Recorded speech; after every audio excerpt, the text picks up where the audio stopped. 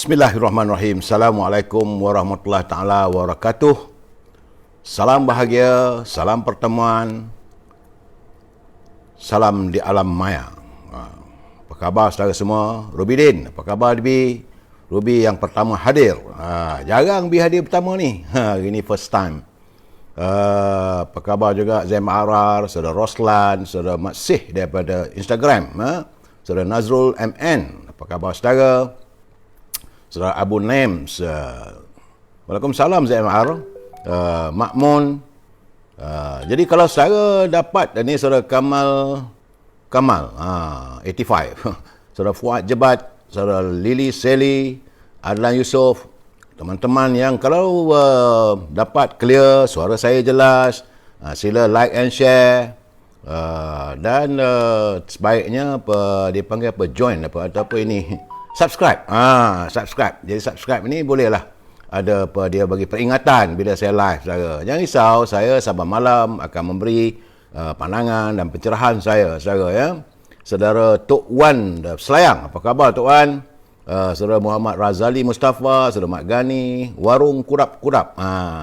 Kudap-kudapan. Hari ni kita tak ada kudap-kudapan. Goreng pisang pun tak boleh. Goreng keropok pun tak ada. Harga minyak dah naik. Puan Zaria Ismail, Salam, Halimah Hashim, Rizwan Wan, Rahayati, Zakaria Yusof, Rosiah, Majjuah. Dan teman-teman yang lain, saya mohon maaf kerana tidak dapat menyantuni satu persatu kerana saya harus memberi laporan.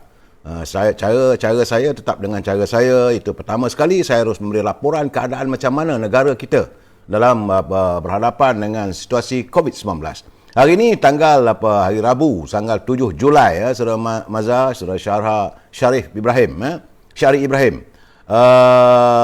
Rabu 7 Julai, jumlah mereka yang dijangkiti oleh virus corona walaupun ada susut tetapi masih lagi pada angka 7,097 orang. Dengan mengundang kematian sejumlah hari ini tinggi iaitu 103 orang.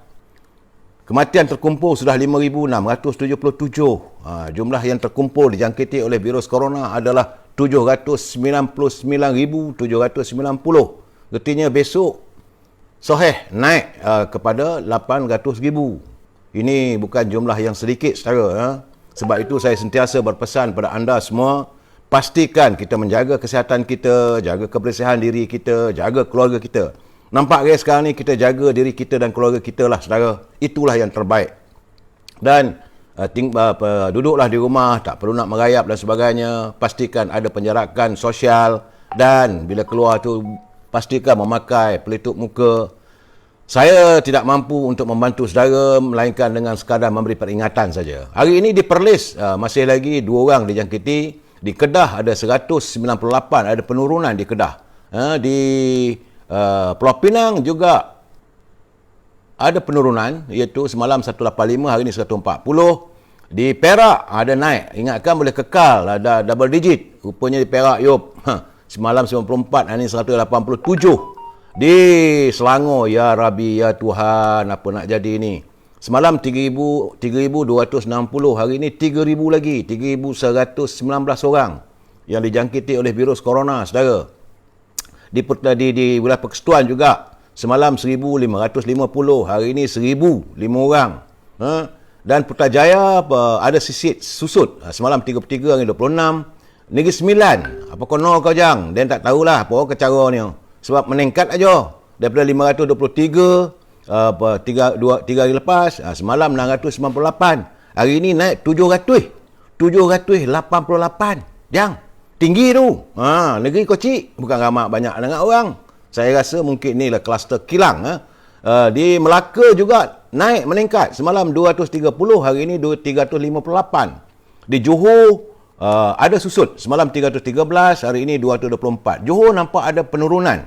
Daripada 500 dia turun 324, semalam 313, hari ini 224. Berusahalah warga Johor untuk mengekang jangkitan virus corona. Tetapi di Pahang, semalam 180, hari ini melonjak pada 258 saudara. Di Terengganu, Alhamdulillah susut. Semalam 61, hari ini 43. Di Kelantan ada sedikit peningkatan, Saudara Azmi. Semalam 118, hari ini 123. Mek-mek, cik-cik semuanya, jagalah kesihatannya. Di Sabah, Rosenin ada peningkatan sedikit. Iaitu semalam 225, hari ini 244. Labuan masih lagi 2 angka tetapi meningkat. Semalam 82, hari ini 98. Dan di Sarawak, walaupun ada peningkatan tapi ada kelegaan kerana angka tidak lagi mencanak 400, 500. Hari ini di Sarawak adalah 289. Semalam 286. Jadi kalau naik pun ada 3 saja.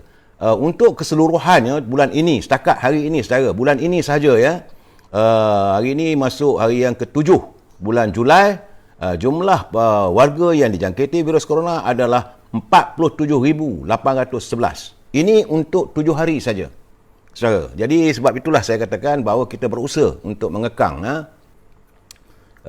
Saudara Azam, apa khabar? Saudara Ismailis, Yaya Ibrahim, saudara Faruqi Yaakob. Baik, kita masuk sedikit tazkirah. Jangan kita lupa, kita umat Islam. Kita apa-apa pun kita redha pada Allah SWT.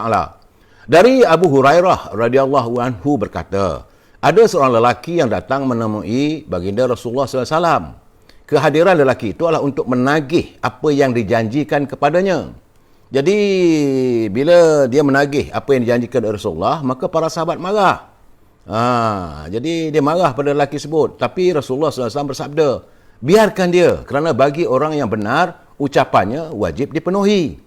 Kemudian baginda bersabda, berikanlah untuknya seekor anak unta yang terbaik. Jadi mereka berkata pada Rasulullah, ya Rasulullah, tidak ada kecuali yang umurnya lebih tua. Maka baginda bersabda, berikanlah kepadanya, kerana sesungguhnya yang terbaik di antara kalian adalah yang paling baik menunaikan janji. Begitulah baginda Rasulullah apabila berjanji, bila menunaikan. Baginda Rasulullah selalu mengingatkan kita, bila kamu berjanji, mesti menunaikan. Kalau tidak, kamu adalah sebahagian daripada orang yang munafik. Munafik ini apabila dia bercakap, dia bohong. Apabila dia berjanji, dia mungkir. Apabila dia diberi amanah, dia tidak beramanah. Itu adalah orang yang menghampiri dirinya dengan kemunafikan. Munafik ini tempatnya lain tak adalah di neraka lah, saudara ya. Baik. Mutiara kita hari ini, hargailah setiap keindahan hari ini, saudara. Jangan marah-marah. Hargalah keindahan hari ini, kerana hari esok belum tentu dapat merasainya kembali. Jadi apa yang kita dapat hari ini, kita hargailah, saudara. Sama ada sedih ke, suka ke. Kerana besok kita tidak dapat mengulangi dan merasainya. Jadi semoga Allah meredai serta merahmati segala kebaikan yang kita lakukan sepanjang hari ini. Itulah mutiara kata hari ini. Baik, saudara. Salam impian monatorium kumpulan wang simpanan pekerja RM10,000. Bila kita berbelanja tanpa had, maka negara kita akan menuju kepada negara yang muflis. Saudara, sebab itu kita perlu Parlimen segera bersidang untuk ada sebak dan imbang.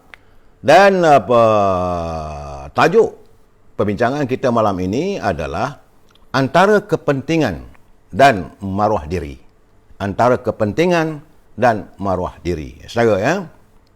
Sebelum saya memberi pencerahan, seperti biasa, saya kekal dengan identiti saya. Saya tidak mahu mengikut-ikut dengan orang lain, tebuk sana, tebuk sini. Tidak. Saya ada dia punya segmen by segmen. Kita santuni dulu. Apa kata pantun Pak Nazil? Bahasa indah, cukup dia menyindir dengan penuh pengertian. Kata Pak Nazil, orang dari Tuaran jual barang lelong. Baik dengan jiran, sakit pening, tolong.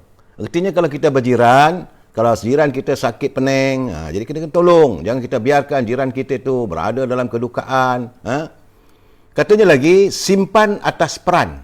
Peran ini alang di atas rumah kita tu dipanggil peran. Orang utara ni dia panggil peran. Peran. Simpan atas peran, peti dengan almari.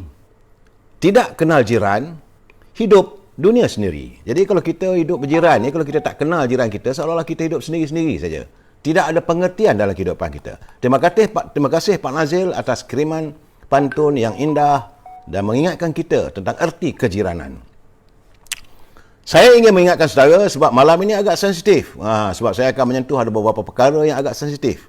Jadi bagi mereka yang menyunting semula live saya ini dan dimasukkan ke dalam channel YouTube ataupun dalam apa juga bentuknya, maka itu adalah tanggungjawab anda di atas setiap suntingan yang dilakukan.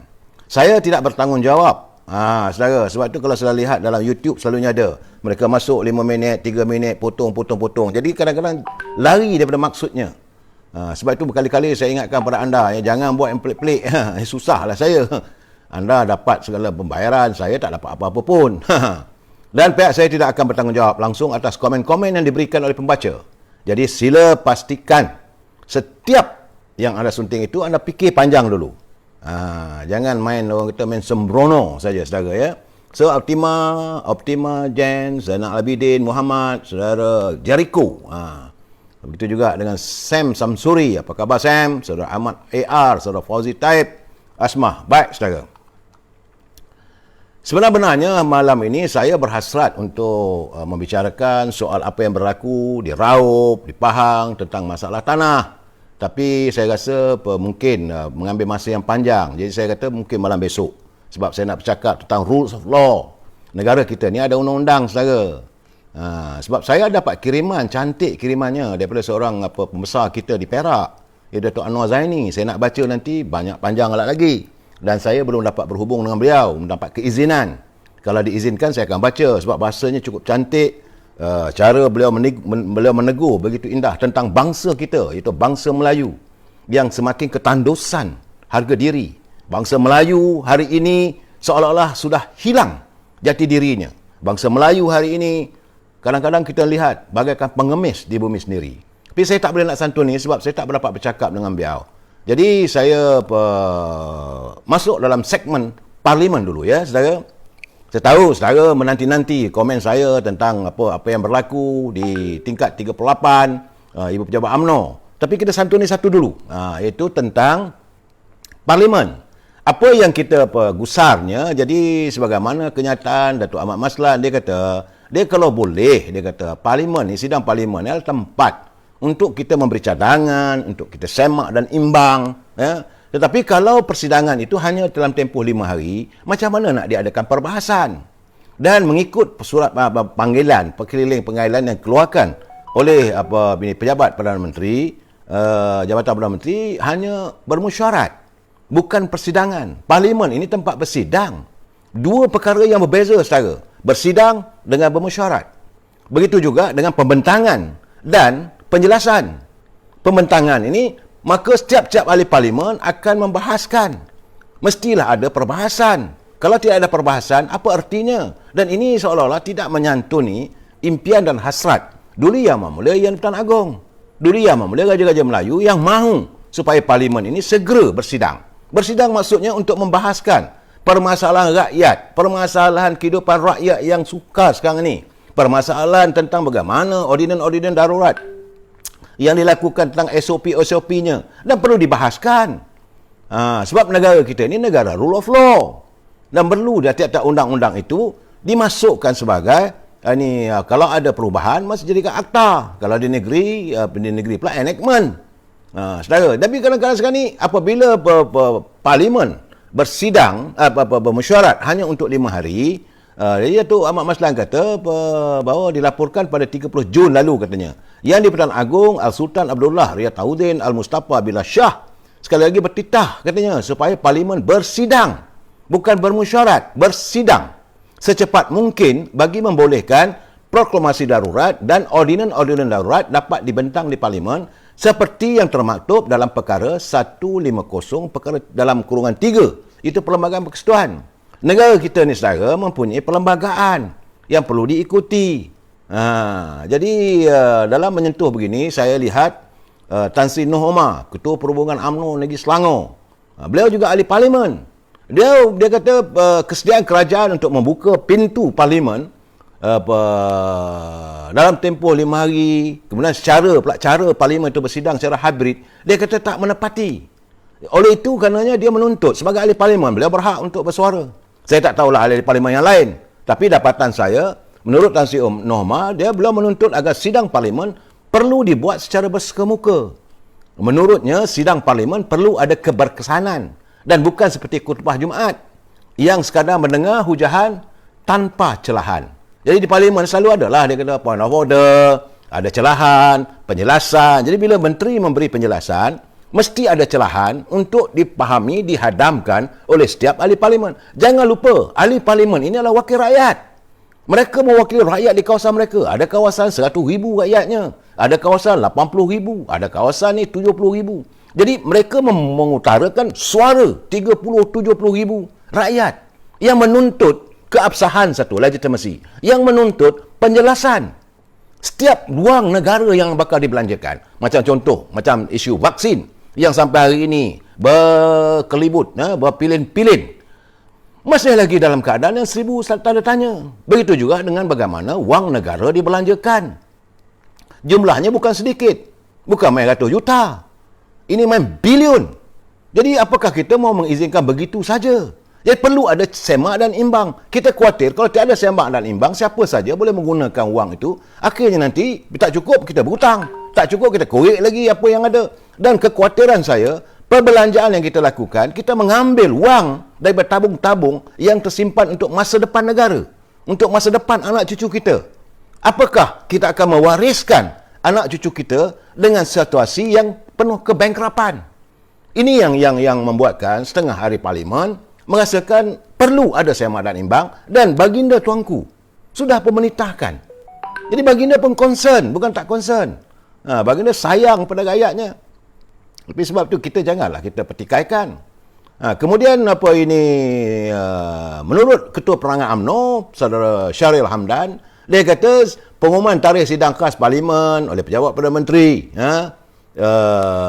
ia tidak boleh mengubah tentang hak UMNO sama ada untuk kekal atau keluar daripada Perikatan Nasional ataupun kerajaan. Itu dia katanya, bagi dia segala perkara rencana harus dibahas secara telus. Walaupun beliau bukan ahli parlimen, tapi sebagai Ketua Perangan UMNO, beliau menjelaskan bagi pihak UMNO. Apapun, apabila sidang parlimen bersambung, katanya, kita mengharapkan satu sidang parlimen yang telus, yang benar-benar membahaskan segala isu, segala perkara yang wajib dibahaskan dan dibentang seperti ordinan darurat, pelan perbelanjaan dan pelan pemulihan negara. Ini paling penting. Sebab kita melihat kenyataan-kenyataan menteri tidak begitu meyakinkan kita bahawa pelan pembinaan negara ini boleh mencapai kejayaan, dan akhirnya kalau gagal, yang terkesannya rakyat.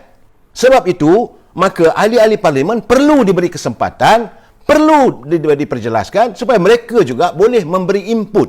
Jadi janganlah pimpinan kerajaan merasakan anda saja yang pandai. Inilah masalah negara kita ni. Kadang-kadang tidak mengikuti tata karma memimpin negara. Bukan bila you jadi menteri, you are above of everything. Tidak, kita manusia biasa tidak lari dari melakukan kesilapan. Jadi bila ada semak dan imbang itu, ditegurlah oleh wakil rakyat. Jadi kalau tak berani ditegur ni, susahlah nak tabir negara. Tiap-tiap pemimpin dia mesti berani untuk menerima segala teguran. Dan kalau pandangan itu baik, kita ingatlah jangan kita bersikap macam Singapura di Langgar Todak. Bila ada anak kecil memberi pandangan, jangan berkuburkan betis, kita berkuburkan batang pisang. Akhirnya masalah wabak ataupun musibah yang melanda negara Singapura waktu itu dapat diselesaikan. Tapi kerana adanya pemimpin-pemimpin waktu itu yang merasakan envy ataupun merasa cemburu, takut jawatan itu nanti dipegang oleh anak ini, macam Firaun lah. Firaun begitulah, dia tak mau ada anak lelaki. Jadi, semua anak lelaki dibunuh. Jadi akhirnya Hang Nadim yang memberi pemikiran, pandangan begitu dibunuh. Ini sejarah ada, saudara. Jangan kita lupa. Kita sepatutnya belajar daripada sejarah. Sejarah adalah cermin untuk kita melihat masa lampau. Jadi itu bab parlimen, saudara. Dan kita mengharapkan agar pimpinan negara dapat memikirkan, dapat menimbangkan, agar berilah kesempatan kepada ahli-ahli parlimen. Tempohnya sekarang, tak silap saya, 26 Julai. Hari ini dah 7 bulan. Tinggal 19 hari. Apakah sudah ada pengantaran soal-soalan? Sepatutnya sekarang bila panggil sidang parlimen, mestilah ada soalan-soalan daripada ahli-ahli parlimen. Jadi urusan aturan mesyuarat mesti diikuti. Aturan persidangan parlimen. Dia tak boleh begitu hanya sekadar beri pandangan begitu saja dari satu pihak, dan pihak lain dengar, nganga aja. Dan caranya kalau beri alasan lah bahawa kononnya COVID dan sebagainya. Sebenarnya rakyat pernah bosan dengan isu COVID. Usahakan saudara, saya sendiri pun kadang-kadang dah bosan tiap-tiap hari kena tengok salin satu-satu negeri-negeri. Memang saya pun bosan, kata bilalah nak berakhir ni. Sebab kita nakkan kebebasan. Kita sepatutnya dalam sebuah negara yang mengamalkan demokrasi, raja berperlembagaan ini, kita bebas. Jadi kebebasan kita rasa-rasa dalam kerana COVID ini. Kita bersetuju, kita dalam peperangan dengan virus corona. Kita bersetuju untuk tinggal di rumah. Tapi berapa lama? Dan masalah sekarang ni, bila pimpinan menyatakan ada bantuan dan sebagainya. Tadi saya berbual dengan seorang ahli parlimen. Dia kata, saya dapatlah dah 300,000. Tapi kalau 300,000, saya cuma boleh dapat untuk satu bakul makanan itu, kalaulah harganya nilainya RM300, saya cuma boleh dapat untuk RM1,000. Baru RM300,000. Artinya kalaulah untuk RM1,000, okey, nilainya RM100. Okey, dalam bakul itu nilai makanan RM100. Jadi RM3,000 saja. Bagaimana dia nak menyantuni rakyat di kawasan dia kalau RM70,000 rakyat dia? Okey, betul, bukan RM70,000 ini isi rumah, tapi takkanlah 70 ni apa-apa 20,000 tak ada rumah di situ. Kalau 15,000 terpaksa dia cekau sana cekau sini hanya untuk menyantuni rakyat. Jadi bantuan yang diberikan tidak kesampaian. Betul, kita terima kasih. Bukan kita tak terima kasih kepada kerajaan. Sebab itu kita nakkan segera supaya kebebasan rakyat ini dapat dibuka, dibebaskan supaya mereka dapat mencari kehidupan. Dah hampir setahun kita terkurung, terpenjara di rumah. Kita nak mencari kehidupan. Dalam orang bunuh diri bertalu-talu. Masalah rumah tangga, masalah perbalahan suami isteri, anak-anak didera. Apakah kita sekarang ni berada dalam keadaan akhirnya keluarga itu berada dalam kepapaan? Letak bendera putih jadi masalah, katanya kita ni salah. Sedangkan rakyat dah tak hilang upaya. Jadi berikanlah balik kebebasan pada rakyat untuk mencari kehidupan. Bukan nak cari kekayaan. Saat ini mencari penghidupan. Kalau bantuan, sekarang saya dapat ni apa-apa ni kiriman. Banyak tadi. Dia kata bahawa dia pergi di moratorium, masuk dalam internet, tak ada. Jam. Sebab saya dah pesan semalam, saya kata, mungkin jam. Jadi, nak masuk tak boleh. Macam mana nak minta? Kemudian, kumpulan wang simpan pekerja pun, begitu juga. Jadi, bila dah tepu begitu, macam mana mereka nak memproses? Saya berkeyakinan tentulah perkara ini berlanjutan sehingga sebulan. Apakah rakyat akan dapat wang mereka daripada kumpulan wang simpanan pekerja yang katanya minta RM5,000, diluluskan untuk RM5,000, tapi hanya untuk RM1,000 saja. Cukup ke dengan RM1,000 itu untuk menampung segala hutang piutang, segala permasalahan yang dialami oleh keluarga itu sejak setahun dulu. Jadi sepatutnya pimpinan memikirkan, dan saya nak bagi tahu, wang yang dikeluarkan daripada kumpulan wang simpanan pekerja itu bukan wang kerajaan. Itu merupakan simpanan para pekerja. That is their right, that is their money installed in the EPF, Employee Provident Fund. Ada untuk masa kecemasan sekarang ni, sepatutnya dikeluarkan. Tapi saya berkeyakinan besar kemungkinan ada sedikit masalah. Sebab itu saya katakan masalahnya adalah masalah kecairan wang itu. Sebab kumpulan wang simpanan pekerja, fund manager dia itu ataupun pengurus dana ini mungkin melabur sana melabur sini untuk mendapatkan pulangan lebih baik lagi. Itu niat yang baik, tak ada masalah. Tetapi dalam melakukan begitu perlu ada simpanan darurat. Ini tidak dilakukan. Jadi sebab itu saya kata jika berlaku sesuatu, pimpinan kerajaan berubah nanti, fund manager ni tak boleh lari, perlu disiasat. Sebab ini wang orang ramai. Dan kita mengharapkan segeralah pengumuman dah buat. Kalau nak tunggu sampai bulan Ogos, apa nak jadi sekarang ni? Begitu juga bantuan-bantuan semua tu. Tak semua dapat. Saudara, bukan semua. Dan katalah anak muda. Semalam saya dah bahaskan. RM100. RM100 nak buat apa kalau anak muda tisau okok? Macam mana? Tahan 3 bulan. Orang gila je lah saya kata belanja begitu. Jadi saya tak maulah nak menegur lebih daripada itu. Tapi bagi saya sekarang ni sepatutnya pimpinan negara harus memikirkan kepentingan rakyat mengatasi segala-galanya. Sebab itu saya katakan perbincangan kita malam ini adalah tentang maruah diri dan tentang harga diri dan jawatan. Jangan mengejar jawatan. Sebab apa yang berlaku hari ini? Kita masuk bab ni, saudara. Hari ini, tiba-tiba dalam keadaan sepatutnya malam ini, Majlis Tinggi UMNO mengadakan persidangan. Mesyuarat Majlis Tinggi UMNO untuk melaksanakan tuntutan daripada akar umbi.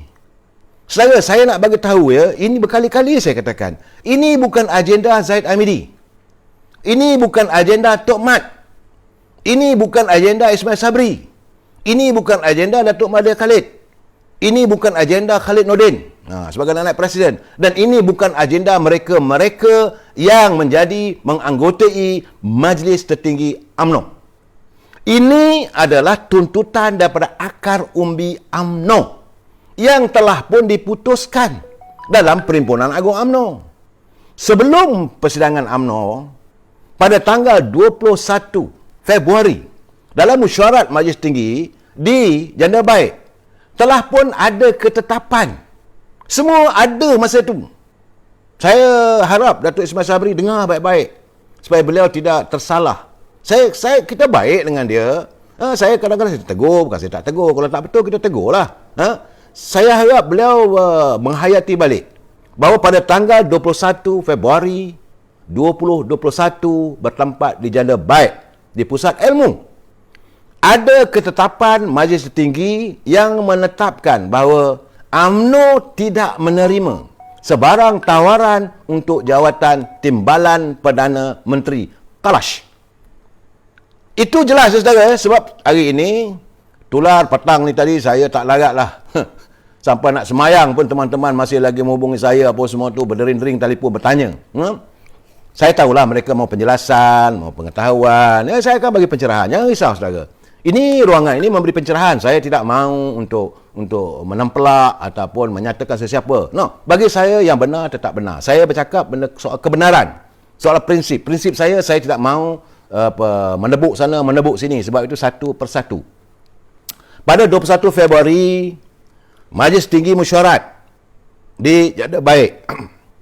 Waktu itu, saudara, ya. Dan belum lagi PAU. PAU ni Perhimpunan Agung UMNO. Jangan pula saya kata PAU tu PAU daging, PAU kaya, PAU apa ini, PAU coklat. Bukan. PAU ini singkatan. Kita ni Malaysia ni dah menghampiri cara Indonesia. Segala perkataan ni disingkatkan. Now, keputusan PAU, keputusan Majlis Tinggi di Janda Baik, UMNO tidak akan menerima sebarang jawatan yang ditawarkan, terutamanya jawatan Timbalan Perdana Menteri. Itu keputusan mesyuarat. Tapi kalau kita dah buat keputusan, kalau kita nodai setiap keputusan begitu, bagi saya susahlah. Susahlah parti. Sebab tak salah untuk rakyat yang berdiri atas pagar, mereka sekarang ni menunding jari pada UMNO. Kerana mereka mengatakan orang UMNO ni lain tak ada. Fikirkan jawatan saja. Tak salah kalau mereka menuduh, melibatkan persepsi mereka yang mereka mengatakan bahawa UMNO ni lain tak ada. Fikirkan tambuluk mereka saja. Rakyat tengah susah. Kalau di saat sekarang ni rakyat tengah susah, kenapa dikecohkan lagi keadaan ini? Dan apa yang dicuba dilakukan oleh Datuk Seri Zahid Hamidi sebelum dia mengadakan persidangan mesyuarat, sebelum dia mesyuarat Majlis Tinggi, itu kelaziman dia, cara dia, style sebagai presiden, dia akan membuat engagement ataupun pertemuan yang berlaku daripada hari Senin, hari Selasa, bawa pada hari ini.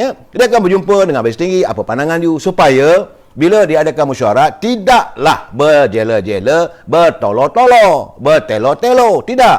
Jadi, satu bab. Okey, you nak cakap pasal apa? Sebagai presiden, nak menyantuni warga Majlis Tertinggi. Ahli Majlis Tinggi adalah ahli yang dipilih oleh akar umbi. Lebih-lebih lagi presiden. Sebab itu bila saya tengok ada laporan kononnya mesti pecat presiden kerana adanya bukti mahu bekerjasama dengan Datuk Seri Anwar Ibrahim membentuk jajaran baru dan sebagainya, saya senyum. Siapa boleh pecat jawatan presiden sekarang? Minta supaya Majlis Tinggi Biro Disiplin. Dia kalau nak pecat tu kena buat satu mesyuarat khas. Untuk memanggil satu mesyuarat khas membincangkan seluruh perkara itu, mesti mendapat persetujuan 2/3 di kalangan ahli-ahli yang menghadiri persidangan tahunan lepas. Itu syarat dalam perlembagaan. Ini masalah kadang-kadang ni kita merasakan kita berkuasa, kita nak langgar semua. Beratlah negara macam ni. Kita jadi ahli parti, tiba-tiba nak langgar semua. Tak boleh, saudara. Parti UMNO ni dia ada tertibnya, ada caranya. Kalau saudara tak setuju, biar saya dah cakap berkali-kali, register yourself. Sebab Presiden pun dah bagi tahu. Setelah dibincangkan dan ROS pun dah bersetuju. Kerana kesan daripada COVID ini, maka pemilihan akan berlaku tahun 2023. Tunggu. Waktu itu rasa nak lawan, lawan. Dalam mesyuarat bahagian, nak bedal, bedal. Nak buat usul, bawa. Kita pun akan ada juga usul mesyuarat bahagian juga. Mesyuarat bahagian, tak silap saya, akan berlangsung seperti biasa. Cuma pemilihan ditangguhkan. Jadi dalam mesyuarat bahagian, itulah tempatnya setiap ahli UMNO menyuarakan pandangan, isi hatinya sebagai ahli. Itu hak kita. Siapa pun tak boleh menahan. Kalau anda merasakan waktu itu UMNO ini mesti kekal dengan Perikatan Nasional, maka siapa tak boleh tahan. Tapi kalau ahli semua bersetuju, maka kena terimalah. Dan masalah sekarang ni, bila 145 bahagian, saudara kena ingat, sebelum mesyuarat bahagian, ini saya nak bagi penjelasan pada teman-teman yang tidak menyertai ahli UMNO, yang hanya sekadar melihat dari jauh, berkawan dengan warga UMNO, mungkin saudara dari parti yang lain. Ini saya bagi penjelasan tentang UMNO sendiri. Sebelum satu usul itu dibawa ke bahagian, dia dibincangkan di peringkat cawangan dulu. Mungkin waktu itu 200 orang, ada 120 orang, ada 30 orang, ada 50 orang. Cukup quorum cawangan itu bersidang, dalam mesyuarat itu ada usul. Usul daripada cawangan ini dibawa ke bahagian. Satu bahagian tu kadang-kadang paling sedikit pun tak silap saya, macam bahagian saya 35 cawangan. Ada bahagian kalau bersabar beratus, saudara. Bukan satu cawangan. Beratus.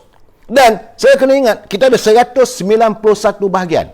Dan usul daripada 145 bahagian ini, bukan satu cawangan. Bukan 2, bukan 3, bukan 5. Kalau 145, kita katalah, ada di situ lebih kurang dalam bahagian tu ada lebih kurang 100 cawangan saja. Retinya, 1,900, 1.9 juta. Saudara, ini bukan main-main. Dan jadi bahagian bawa usul. Ini cara tertilnya UMNO ni. Daripada cawangan pergi ke bahagian. Daripada bahagian bawa pergi ke perhimpunan. Bagaimanapun, sebelum Perhimpunan Agung UMNO bersidang, Majlis Tertinggi UMNO akan bermesyuarat dulu. Membincangkan apa usul-usul yang nak diterima, yang nak dibahaskan, yang diterima tanpa bahas. Ada caranya. So, maka usulnya kerana 145 cawangan, 145 bahagian menuntut supaya kita menarik kerjasama dengan Parti Peribumi Bersatu. Itu usul, saudara. Dan usul ini Majlis Tinggi memutuskan dibahaskan. Ini tak timbul lagi soal bertulis tak bertulis. Memanglah usul tu dia ni hantar pada pengurusi tetap. Jadi pengurusi tetap, okey, ahli persidangan sekian, ada pun usul di hadapan kita. Itu dia punya bahasanya. Adapun usul di hadapan kita yang dibawa oleh Majlis Tinggi daripada bahagian-bahagian, iaitu ketetapan tentang berhubung kedudukan kita dengan parti-parti yang bersama dengan kita. Sila bawa usul. Jadi satu orang akan bawa usul dan dibaca usul. Ini pembentangan usul. Kemudian ada pula yang menyokong. Okey, untuk usul tersebut dibahaskan. Kalau usul tersebut, bila pengurusi persidangan kata, okey, ada siapa yang menyokong, diam semua dewan. Mana usul itu tak ke mana? Usul itu tak boleh dibahaskan. Tapi bila ada usul itu disokong. Setelah disokong, maka pengurusi tetap mengatakan usul ini dibuka untuk perbahasan. Maka setiap perwakilan diberi peluang. Tapi untuk mempercepatkan, kerana waktu tempoh apa semua tu, okey, satu negeri itu satu orang wakilnya. Sebab kita pun ada lebih kurang 13, 14. Jadi biarlah 14 orang. Sebab waktu itu mesyuarat itu, persidangan PAU itu pendek, kerana kita itu pun dibuat dalam separuh maya. Ada yang bersemuka, ada yang maya. Jadi bahagian-bahagian lain duduk di bahagian masing-masing, di negeri masing-masing mendengar hujah-hujah.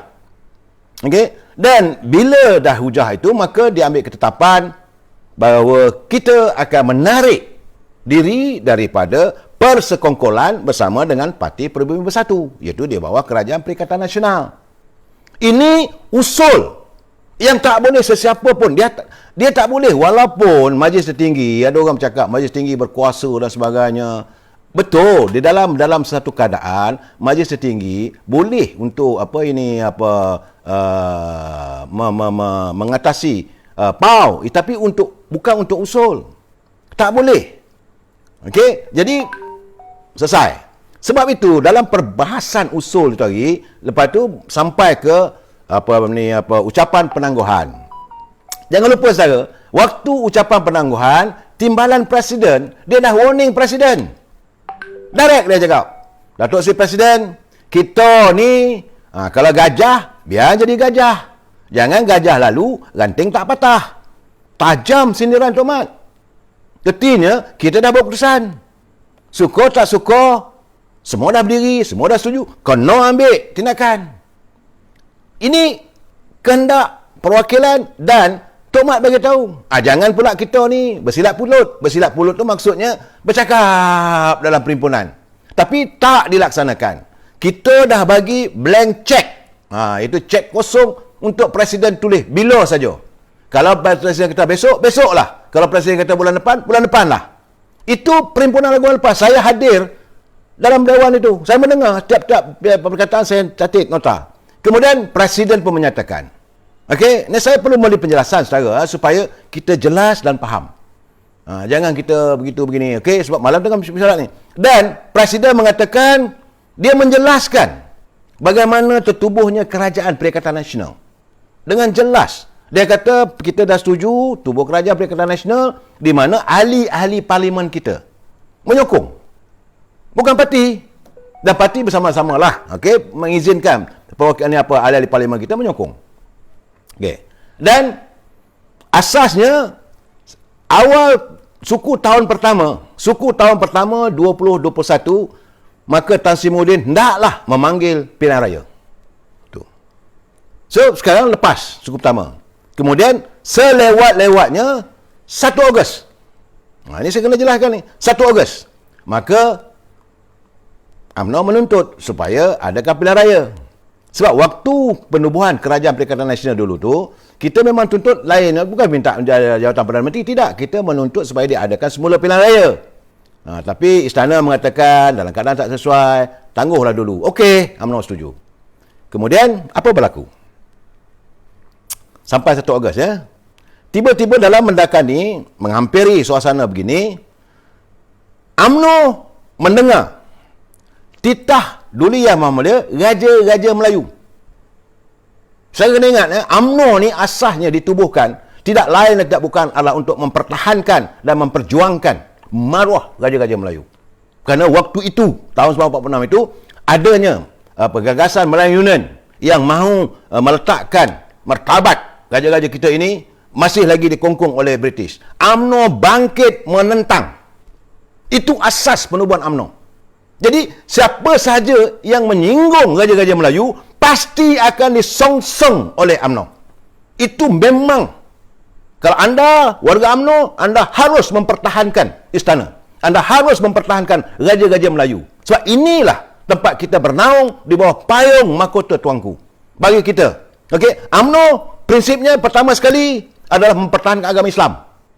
Kedua, mempertahankan kedaulatan Raja-Raja Melayu dan negara. Dan ketiga, memperjuangkan untung nasib warga bangsa Melayu. Ini jelas perjuangan. Kita bukan macam parti-parti lain. Jadi, dalam keadaan begitu, tuanku pun bertitah.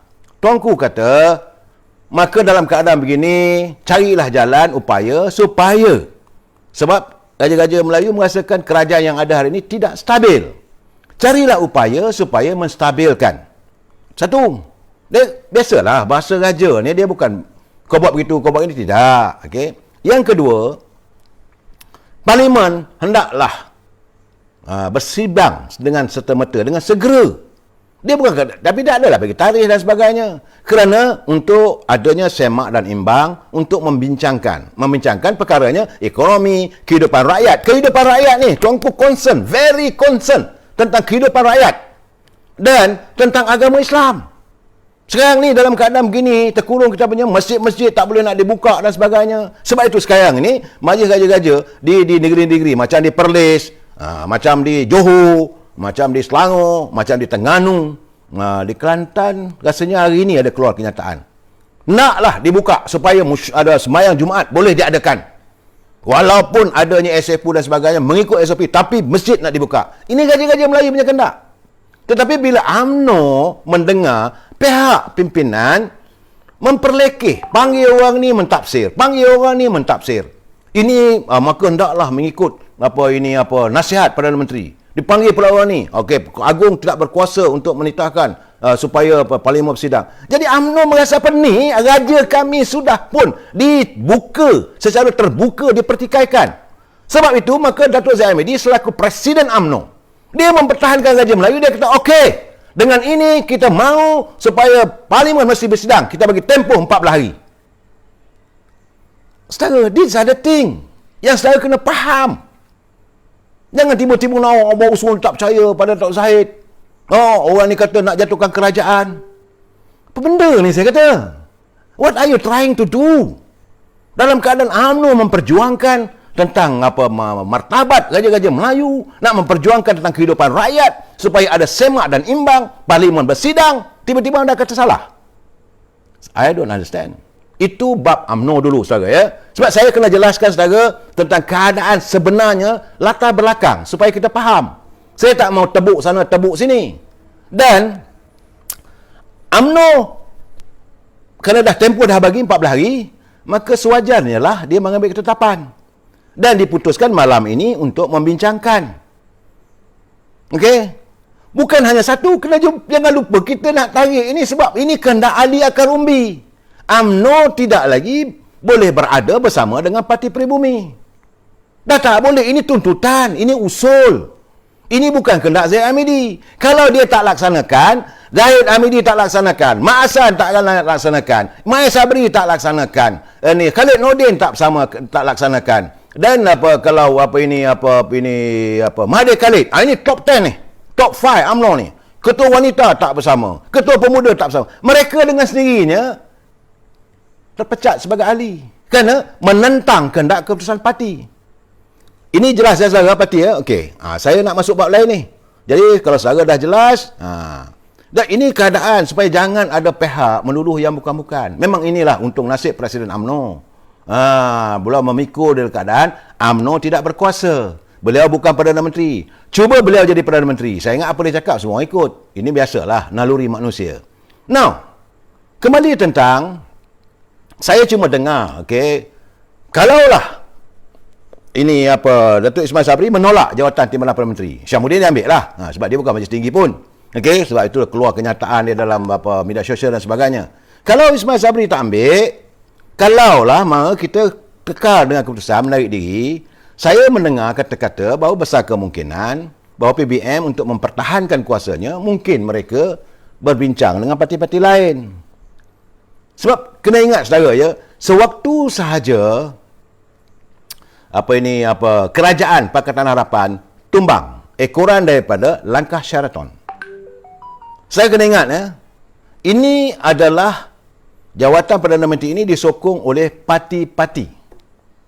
Kerana tuanku bertemu dengan semua pimpinan parti-parti utama. Sekarang ni macam mana?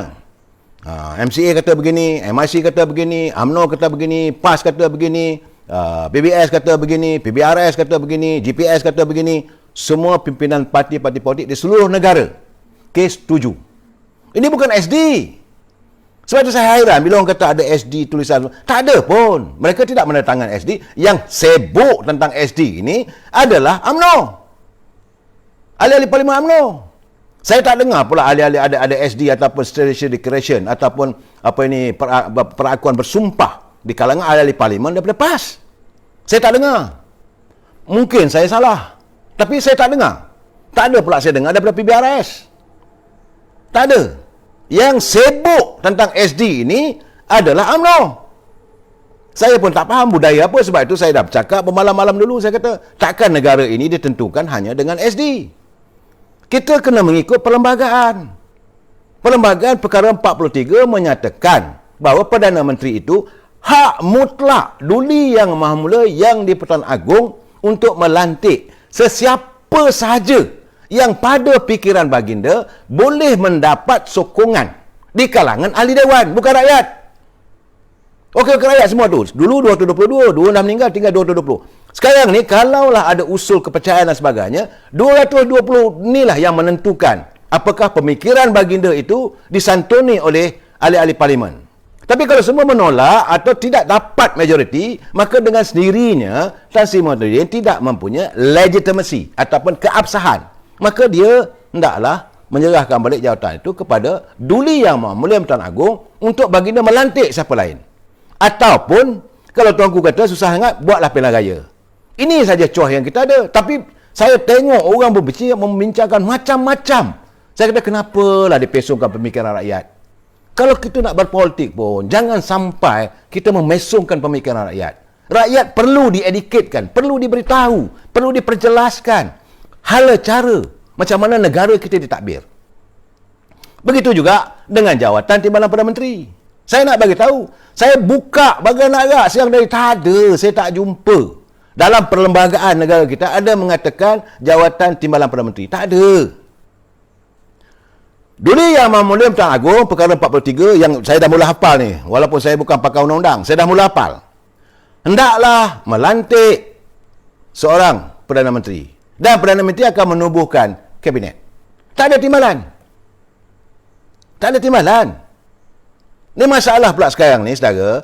Kalaulah dilantik Datuk Ismail Sabari ini sebagai timbalan, beliau daripada parti yang berlainan. Ini masalah lagi ni. Dulu-dulu boleh jawatan Timbalan Perdana Menteri ini kerana inilah orang yang ditunjuk bakal menjadi Perdana Menteri jika sesuatu berlaku kepada Perdana Menteri. Sebagaimana berlaku pada zaman Allahyarham Tun Razak. Waktu almarhum Tun Razak meninggal dunia di London, waktu itu Tun Hussein On sebagai Timbalan Perdana Menteri. Memang ada diwujudkan oleh UMNO. Kerana waktu itu UMNO Barisan Nasional merupakan kerajaan yang ada majoriti. Malahan kita ada 2/3 majoriti, menguasai parlimen dan sebagainya. Okeylah. Tapi apabila parti-parti politik ini sepatutnya, sebenar-benarnya pilihan raya PRU 14 yang lalu, yang menang adalah Parti Keadilan.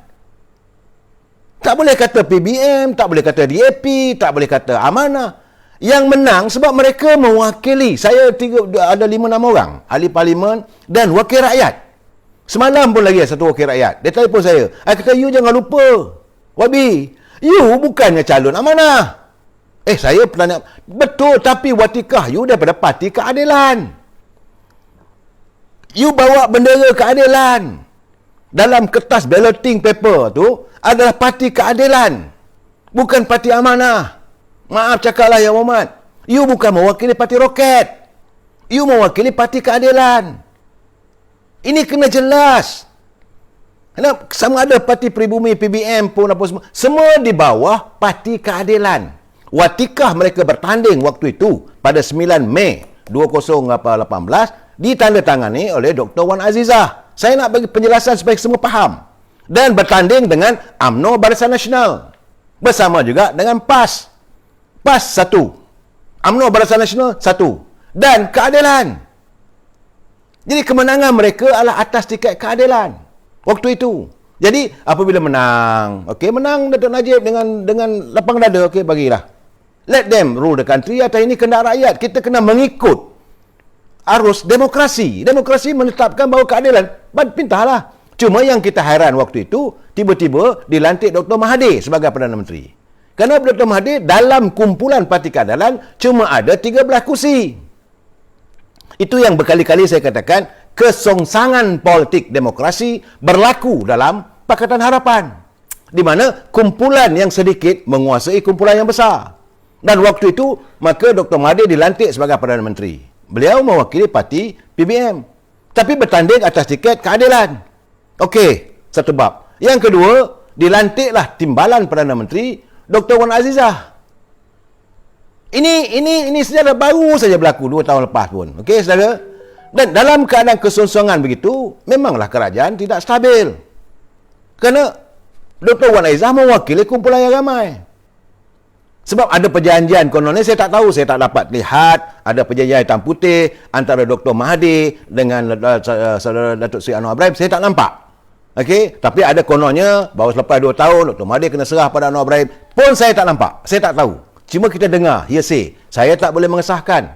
Okey, pencerahan saya kena jelas. Sepatutnya apabila berlaku langkah Sheraton hari itu, bila Dr. Mahathir menarik diri, maka Dr. Wan Azizah lah jadi Perdana Menteri. Dan ini tidak berlaku, saya pun hairan.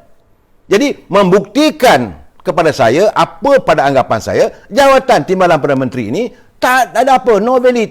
Benarlah, jadi jawatan Timbalan Menteri kadang-kadang bahaya. Saudara Datuk Ismail Sabri nak ambil lah, kita tak ambil kisah. Okey. Bahawa pernah Timbalan Perdana Menteri, jangan lupa, pertama, ini ada Datuk Musa Hitam, Tun Musa Hitam. Kerajaan 2M, jangan lupa. Sebab itu, akhirnya Tun Musa Hitam menarik diri, meletak jawatan. Kerana dia merasa tak sesuai. Tunggu lama-lama nanti, lagi kena teruk, dia kena kecepuk. Dan dia pun tidak mahu memikul segala permasalahan yang dibuat oleh Perdana Menteri. Okey, now. Kemudian datang almarhum Cik Gapar. Tapi Cik Gapar pula tu tewas kepada Datuk Seri Anwar Ibrahim. Tanding Timbalan Presiden UMNO. Bukan Timbalan Perdana Menteri, Timbalan Presiden UMNO. Parti berbeza, saudara. Saudara jangan campurkan, adukkan parti dengan kerajaan. Ya? So, lepas itu, dilantiklah Datuk Seri Anwar Ibrahim sebagai Timbalan Perdana Menteri. Lebamlah biji mata. Ini keadaan saya. Kemudian, lantik Pak Lah. Akhirnya, Pak Lah pula tu, kerana waktu itu, UMNO mempunyai kuasa yang besar. Kursi yang banyak. Maka, okeylah Timbalan Perdana Menteri jadi Perdana Menteri. Begitu juga, pada lepas Pak Lah, UMNO masih menang. Maka, Pak Lah jadi Perdana Menteri, lantik Datuk Seri Najib sebagai Timbalan Perdana Menteri. Maka berlakulah pass the baton ataupun alihan kuasa daripada Pak Lah pada Datuk Seri Najib. Tapi selepas era Datuk Najib, setelah kita ditumbangkan, setelah UMNO ditumbangkan, berlaku gabungan parti. Dan parti yang kecil ini, yang ditonjolkan sebagai memimpin, menerajui gabungan tersebut, ini yang berlaku ketidakstabilan. Yang saya katakan kesonsangan, sonsang politiknya. Itu Pakatan Harapan. Bila Pakatan Harapan tumbang, naik Perikatan Nasional, juga sonsang. Kerana waktu itu Parti Pribumi Bersatu PBM yang dipimpin oleh Tan Sri Muhyiddin hanya ada 6 kursi. Sedangkan jangan marah dengan saya. Saya menceritakan kebenaran. Dia nak marah-marah siapa hal? Kan? So jadi 6 kursi ini nak jadi Perdana Menteri. Tak apalah, UMNO pun sokonglah. Sebab UMNO berfikiran, waktu itu pertama kita dah bagi, jadah waktu mesti ada pilihan raya. Sekurang-kurangnya first quarter of the year, 2021. Selewat-lawatnya bulan Ogos. Ini tuntutan UMNO. Okeylah, tak apalah sebab rakyat sudah memilih. Tak apalah, pulang dengan dia orang lah. Okey? Sebab itu saya berkali-kali saya mengatakan, kalaulah ni anggap sebagai kesilapan, maka kesilapan Presiden adalah bersama semua dengan Majlis Tinggi yang bersetuju melantik Tan Sri Muhyiddin sebagai Perdana Menteri. Dan, okey. Now, dalam sekarang ni, kerajaan dengan parti. Ini dua perkara yang berbeza, saudara. Sebab itu, Datuk Seri Zahid mengatakan bahawa apa-apa saja mereka nak sokong siapa pun, itu hak individu sebagai ahli parlimen. Memang, ahli parlimen tidak terkongkong kepada keputusan parti. Itu jelas. Mana pula ahli parlimen ini? Sebab itu, kita ni tidak ada undang-undang lompat parti. Anti-hopping law. Tak ada. Sebab itu orang ni bebas melompat sana, melompat sini macam katak. Kena nak sokong orang ni, sokong orang ni. Parti tidak berkuasa. Cuma, ni masalah timbul. Cuma, hari ini parti sudah mengambil keputusan tak nak bekerjasama. Kalau kamu tidak mau bekerjasama, tak bersama-sama dengan parti, maka dengan sendirinya kamu bukan lagi ahli parti. Jadi, kalau Datuk ini Ismail Sabri masih lagi mau berada dalam kerajaan, okey, itu hak dia. Tak ada masalah. Tetapi dia kena ingat, dia tidak boleh mengatakan saya mewakili UMNO. Sebab UMNO dah tutup. Jadi saya tak tahu apa yang berlaku pada pusat ibu pejabat UMNO. Nah, saudara kena faham ya. Saya harap saudara faham antara parti dengan kerajaan. Dan jawatan Timbalan Perdana Menteri ini pula, ini bukan jawatan yang istimewa. Ketua eksekutif adalah Perdana Menteri. Ketua legislatif adalah speaker. Ketua judiciary adalah ketua hakim negara. 3 ni. Kalaulah dalam ketiadaan Perdana Menteri, barulah timbalan ni Okey, yang boleh mempengusikan mesyuarat, tapi dia tak boleh buat keputusan atas tiket, atas dekri dia sebagai Perdana Menteri. Salah. Kerana kalau dia nak memegang dekri, nak menggunakan dekri, maka dengan ini sebagai Perdana Menteri. Sebab sekarang Perdana Menteri berada luar negeri, Perdana Menteri bercuti sakit, Perdana Menteri tak ada, ketiadaan Perdana Menteri, saya sebagai pemangku Perdana Menteri. Dia kena angkat sumpah. Ini wajib. Kalau dia tak angkat sumpah sebagai pemangku Perdana Menteri, apa sahaja yang ditandatangani itu tidak sah, tak ada keabsahan dan melanggar undang-undang. Ini negara kita ni is a rule of law. Jadi jawatan Timbalan Perdana Menteri ini bukanlah istimewa. Tak ada apa nak dibanggakan pun. Cuma dari segi kerajaannya, kerana dia Timbalan Perdana Menteri, disediakanlah pelbagai kemudahan. Ada ridernya, ada pengawal-pengawalnya. Dapat pula duduk di rumah di Sri Satria. Rumah Sri Satria ni besar, saudara. Saya pergi, memanglah mewah. Begitu juga macam rumah di Sri Perdana, mewah. Tapi zaman Datuk Najib dia tak duduk kat Sri Perdana, dia duduk rumah dia juga. Saya sebab itu saya bersetuju dengan pandangan Sabri Cik. Saya kata kenapa tak duduk rumah kerajaan? Dia kata buat apa kalau kita besok tak ada menteri esok, kita nak patah balik, biarlah saya duduk rumah saya lama ni pun. Itu bagi orang yang tahu diri. Tapi ada juga kalangan orang ni belum jadi Timbalan Perdana Menteri pun dah duduk pun rumah Timbalan Perdana Menteri. Dan hari ini saya tengok cuplikan tu macam-macam lah. Saya tak mau sebut lah, tapi saya tengok cerita, apa dah begini marah sangat pula pada Simuddin. Ini keadaan sahaja. Jadi bagi segi kerajaan, seorang Timbalan Perdana Menteri tidak ada kuasa. Kuasa dia sama dengan jemaah menteri yang lain. Malahan dia memikul beban lebih tinggi. Kerana setiap keputusan yang dibuat oleh kabinet, dia juga memikulnya, dan kalaulah keputusan itu gagal macam sekarang ni, sebab saya kata bagi saya tak ada apa makna. Kerana hari ini rakyat melihat kerajaan hari ini adalah kerajaan gagal. It's a failed state. Banyak keputusan-keputusan yang dibuat tidak menepati dan berjaya dilaksanakan. Contoh, bila kerajaan minta adakan darurat untuk memerangi virus corona, bertambah lagi jumlahnya naik. Hari ini 7,000 lebih. Jadi berapa lama dah? Kemudian ekonomi negara berterusan jatuh dan merosot, dan tidak ada dilihat sinar berkembangnya ekonomi negara. Dan Datuk Ismail Sabri dia tak boleh nak kata okey, saya sebagai Timbalan Perdana Menteri, saya nak ubah dasar ekonomi. Tak boleh. Ini hendaklah dibawa ke kabinet, maka kabinet akan membincangkan dan Perdana Menteri kata okey setuju, dan ditandatangan oleh Perdana Menteri, disembah kepada Agong pada setiap hari Rabu bila mesyuarat kabinet. Tuanku, kabinet telah berbincang, ini keputusan kita. Dalam untuk menangani ekonomi negara ni, maka kita nak pinjam lagi. Tuanku dah berapa nak pinjam ni? 150 bilion. Kalau tuanku sign, maka itu keputusan kabinet. Masalah sekarang ni, banyak keputusan-keputusan yang dibuat tidak melalui parlimen. Saudara, ini bahaya sebenarnya. Saya tak tahulah bagaimana Tan Sri Muhyiddin, siapa menasihati beliau. Betul, dalam keadaan darurat, you boleh spend, you boleh berbelanja. Tetapi, jangan lupa, ini juga akan disungkit. Ini juga akan dibuka balik apabila datang kerajaan yang baru. Kalau ini dibuka, maka anda sudah melanggar tata etika berbelanja wang negara. Macam saya katakan, nak belanja duit negara kita ni 10 sen pun mesti dapat kelulusan dari parlimen. Sebab itu ada bajet, pembentangan bajet. Najib setuju. Tadi satu wakil rakyat telefon saya daripada Kelantan. Dia kata, saya kata, you pergi jumpa satu DO. Okey, tuan DO, saya minta kelulusan 500,000 nak buat jambatan. Okey, kalaulah dalam bajet tu tak ada peruntukan itu, kalau DO luluskan, DO ke dalam.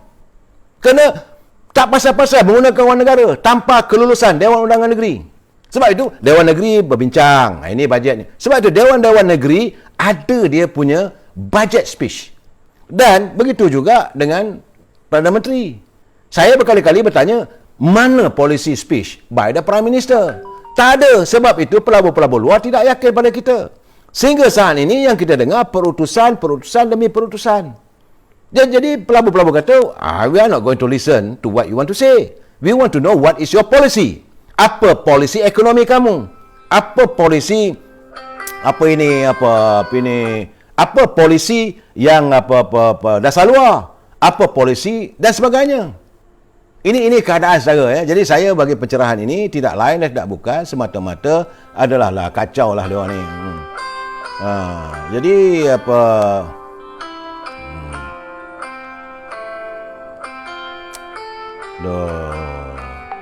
Saudara, saya tengah live ni, saudara. Saudara, saya tengah buat live, saudara. Saya minta maaf. Saya tengah live, saudara. Saya minta maaf. Jadi, kita tengah live ni, terganggu, saudara. Saya minta maaf, saudara. Ya. Apa nak buat? Saya tak bolehlah nak tolak panggilan kawan-kawan. Mungkin mereka pun nak bertanya dengan saya. Tapi dalam keadaan sekarang ini, saya melihat bahawa kehadiran Datuk Ismail Sabri sebagai Timbalan Perdana Menteri nak kata menguntungkan UMNO pun tak ada. Kalau dia Perdana Menteri lain. Jadi, dan seandainya Majlis Tertinggi malam ini membuat keputusan menarik sokongan, dan kalaulah beliau tidak bersama-sama dengan Majlis Tinggi ataupun keputusan parti, maka beliau dengan sendirinya tersingkir daripada sebagai ahli UMNO. Dan tentulah proses UMNO ni pula akan dibawa ke jawatan kuasa disiplin. Kamu pada sekian-sekian date, UMNO telah buat keputusan, kamu melanggar tata etika parti. Maka dengan ini kamu dibawa ke jawatan kuasa tata tertib parti. Maka kamu boleh dipecat. Sila beri kenyataan kenapa kamu tidak boleh disingkirkan sebagai ahli parti. Kerana kamu sudah menentang keputusan parti. Ini keadaannya saya. Dan berkali-kali saya katakan bahawa jawatan Timbalan Perdana Menteri itu, it is not a pleasure to the party. Ini parti berbeza tau, kerajaan berbeza. To the kerajaan, yes. Sebagai Menteri Pertahanan, jadi Timbalan Perdana Menteri, ada kemudahan-kemudahannya. Dan selalunya kaki tangan kerajaan akan memberi prioriti kerana jawatan Timbalan Perdana Menteri. Tetapi bagaimanapun perlu saya nyatakan, kalau kaki tangan kerajaan tak mau melayan beliau sebagai the most important man, pun dia tak boleh nak marah. Sebab jawatan Timbalan Perdana Menteri is not being gazetted dalam perlembagaan. Dia sama taraf dia dengan menteri-menteri yang ada. Ini yang perlu saudara faham. Jadi, bila dalam keadaan begini, bila orang bertanya dengan saya, why dia dilantik sekarang? Bagi saya, ini adalah scheme of thing. Ini cara jangan marah pada Tan Sri Muhyiddin. Sebab dia menggapai usaha macam mana nak menyelamatkan diri. Dia terpaksa buat apa saja pun. Jadi, masalah yang saya nampak, akhirnya terpalit pada UMNO. UMNO akan dilihat, sebab Rakyat sekarang tengah marah dengan pimpinan kerajaan hari ini. Maka UMNO akan dilihat. Another joining mempertahankan the failed state. Baik, dari segi politiknya sekarang ni, retinya politik negara kita ni tanpa kita duga berpecah pada 3. Iaitu, dulu 3 jugalah. Tapi sekarang ni kerana PAS dah bersama dengan PN. Kalaulah kita bersama itu, mana kita lawan satu sama satu. Sekarang tidak. Parti Peribumi, Perikatan Nasional, UMNO dan Keadilan. Yang akan membawa keberuntungan sekarang ini saya cakap terus terang, adalah Parti Keadilan. Keyakinan saya, Pak Akar Umbi sudah fed up. Kalau ini berlaku, mereka akan join Keadilan. Mereka tak akan join dengan Perikatan Nasional. Satu. Yang kedua, kalaulah keputusan malam ini dianggap melanggar, sebab jangan lupa, Tan Sri Anwar Musa menyatakan 2 kali dia bercakap bahawa ROS juga boleh memerhati dan ambil tindakan. Getinya ada unsur-unsur untuk mengharamkan UMNO. Tindakan sama 16 orang pada UMNO masih lagi berjalan saya. Sebab tu saya dah bercakap berkali-kali. Sekarang ni apa yang mereka lakukan, pertama sekali robek, pecahkan dulu Muafakat Nasional. Dan hari ini Muafakat Nasional dah pecah. Sebab bukan saja ular berbisa, malahan ular berbelit-belit, ular suara-suara dia belit habis semua ke dalam. Hancur Muafakat Nasional. Saya dah bercakap 2 malam lepas, 3 malam lepas. Sedih. Tapi saya yakin warga PAS tidak akan merestui suasana begini. Mereka juga kecewa melihat kehancuran matlamat Muafakat Nasional. Mereka melihat bahawa piagam Muafakat Nasional tidak dapat terlaksana sepenuhnya. Dan akhirnya kita berantakan, kita berpecah. Okay? Put aside Muafakat Nasional. Now, they go after UMNO. Kalau UMNO diharamkan, maka ada pilihan raya. Maka di sana ada Perikatan Nasional. Jangan lupa saudara, they teach ada lesson. Mereka sudah memberi petunjuk dulu. Apabila PPBM tidak didaftarkan, maka semua PBM duduk bawah Parti Keadilan. Apakah mungkin calon-calon daripada UMNO ni yang telah pun dikenal pasti oleh Presiden, mereka nanti akan bertanding atas tiket Parti Keadilan? Kita bincang malam esok. Wabillahi taufiq wal hidayah. Assalamualaikum warahmatullahi taala wabarakatuh. Selamat malam. Bertenang saudara. Tenangkan fikiran. That is not the end of the day. Selamat malam. Kita tunggu apalah keputusan Majlis Tinggi UMNO malam ni. Sekian, terima kasih dan selamat